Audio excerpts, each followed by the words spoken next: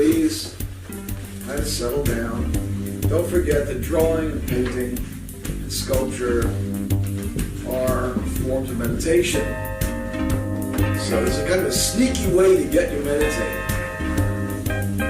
Or a sneaky way for you to get yourself meditating. So if you're meditating now, you'll be in good shape. If you're not quite, get there. So what does meditating mean? First it means settling down, doesn't it? Just settling down and getting the uproar both inside and outside to some sort of cold roar. Okay. I want to caution you against, as per usual, against putting something directly in the middle of anything, because it cuts it in half when you do that. So what I want you to do, I want you to draw, now don't forget this little divider line is not my ground line, that is a divider line. So what I want you to do is just put a little horizon line on this. And then you're going to put some nice, strong, vertical lines in here, flanks.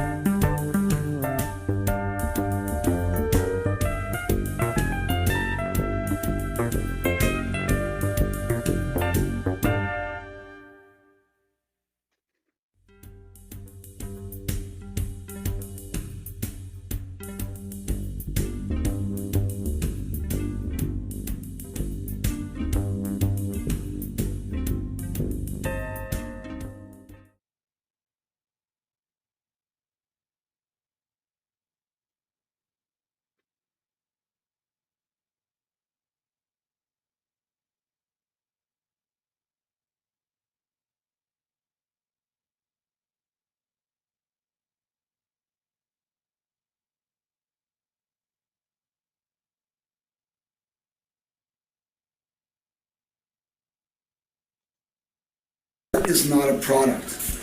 Art is a process.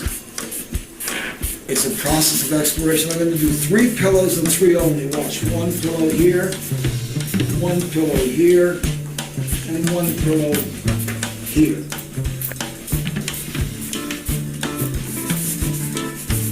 If you understand sculpture,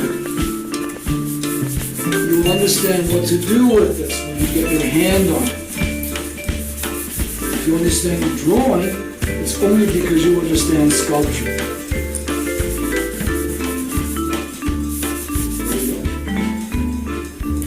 Simple as pie. Pie is not that simple.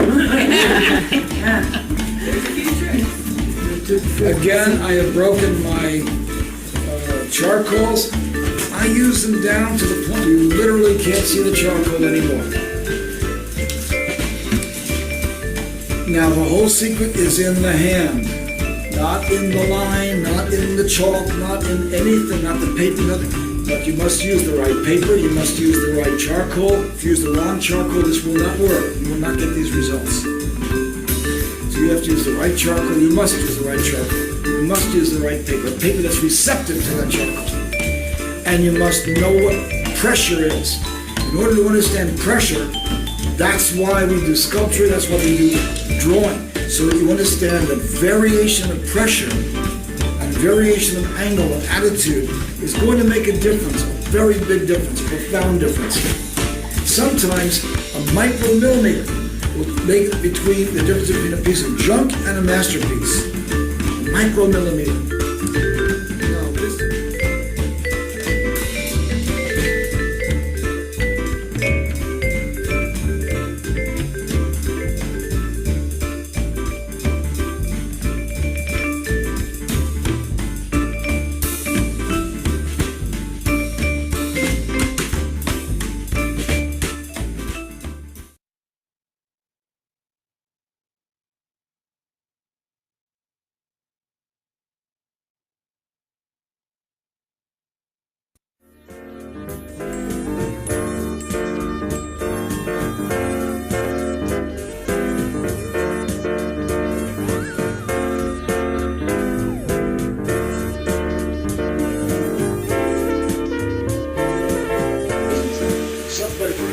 to a Rembrandt, like here. You get to a Rembrandt like about here, about 2-3 feet away from Rembrandt. You look at it and say, what a mess! What garbage! I can't believe this thing looks coherent when I get a distance from it. But then you get back away from it like this. It's about 15 feet, it should be about here. And how do I know that? You can measure that. It's about 15 feet. You get about 15 feet away from a Rembrandt, man, does it look gorgeous. It looks beautiful, absolutely incredible. How did he know, looking up close, how good it was going to look from a distance? Practice, practice, practice is the only answer. That's really the only thing. Experiential levels, that's what gives you that answer. So here, you get a little distance from this. Doesn't it look interesting? That's fun, huh? There, we're going to have issues. The issues are going to be issues of composition and issues of relative values and all that kind of stuff. That looks really nice right there. It's really a great start on something. Now, let's look at this one over here. Let's take a piece over here. If you look at it close up, this is going to be absolute garbage, I promise you. But you look at it from a distance, and the eye starts to look at it, and the brain starts to play, that trick brain starts to play with this, and put detail where there isn't any, and draw things in where there's nothing there, and imagine things that aren't in the thing at all. And everybody will have a different answer. Have you ever been to court? Anybody ever been to court? You know, as a, what do you call, jury duty? Okay. And have you ever been to a traffic accident? A court case where there's 7 witnesses. There's 7 totally different stories. Every witness has a different view, a different angle, but also a totally different story of what happened. Oh yeah, well, you know, she crashed into him from behind. No, he backed up into her. No, there was a third party involved. It's on and on and on. Most amazing things, because the mind plays tricks immediately. It really does. So look at this. Now let's go ahead and rip this to shreds a little bit here. Let's get it so you have a chance at humiliation. Not everybody, you know, everybody has their opportunity.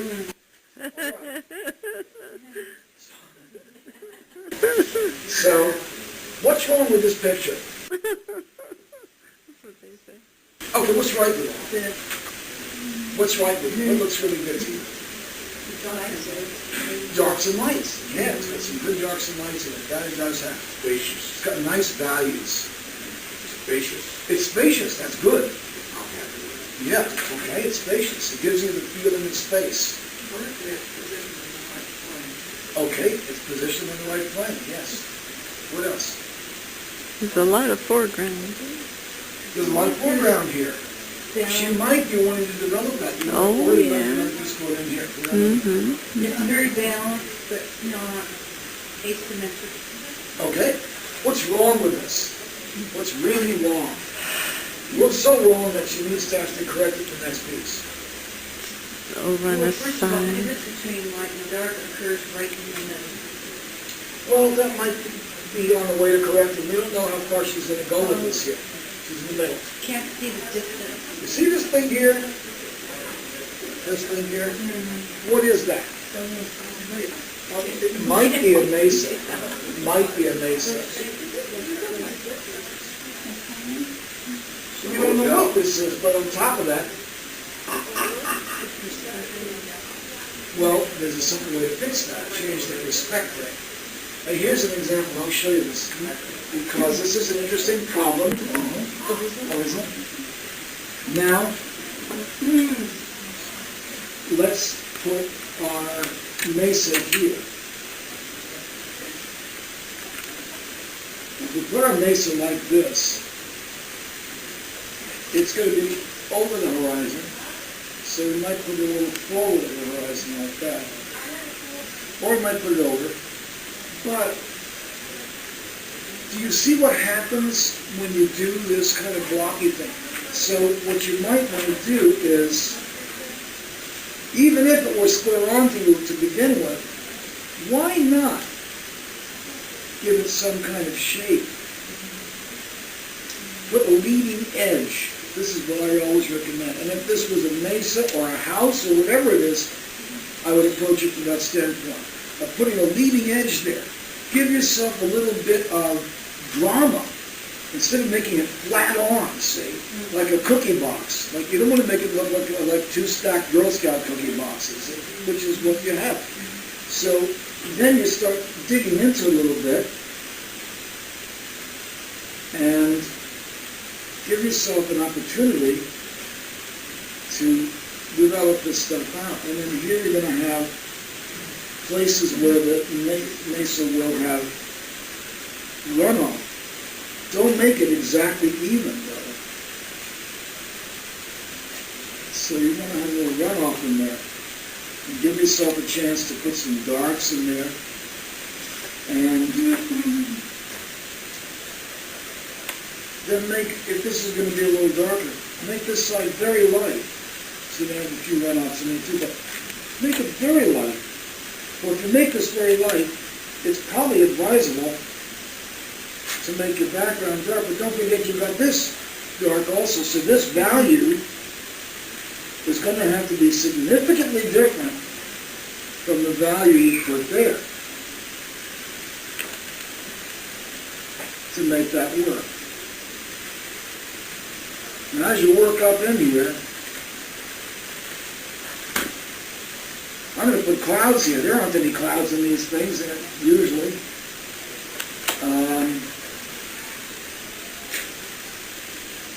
But I'm going to put some in there anyway. Here's, what do you have in there beside the... Oh yeah, okay, so we'll put something in here which will take us out here, and there'll be pueblos in here, we'll put things and so on. And okay. So then we have big sky. And now you can make the sky white if you want also. But whatever you do, you want to make it so it's not the same value as what you have going on down there.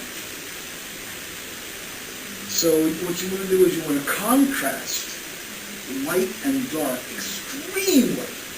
You want to actually make the eye look and see, oh yeah, that's not that thing. Don't let the even go. When you look at the adobe and you look at the mesa, they're really close in value to the sky. Cheat it. Don't leave them that way, because the eye will just blend those things in. It won't actually see it. So you have to actually give the eye more to see than is there.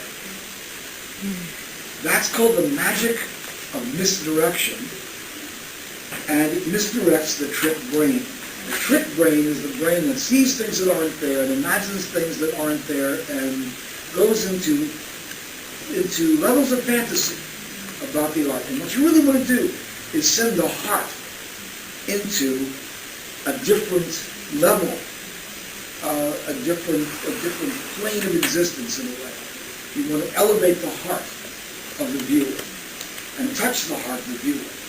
So you want to do that by tricking the brain so much that the brain gets out of the way and the heart takes over.